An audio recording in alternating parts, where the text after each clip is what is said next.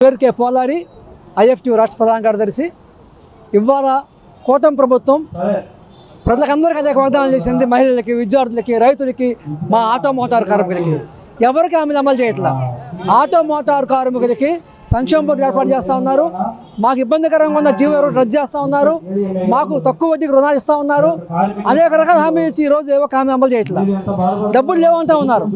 1,45,000 కోట్ల రూపాయలు అప్పులు చేశారు. ఆ అప్పులు ఏం చేశారో ప్రశ్నిస్తూ ఉన్నాం.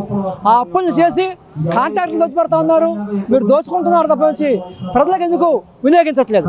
ఇవాళ ఆదాయం వస్తూ ఉంది, అప్పులు చేస్తూ ఉన్నారు. అయినా ఇవాళ ప్రజలకు ఏ రకమైన మేలు చేయట్లేదు.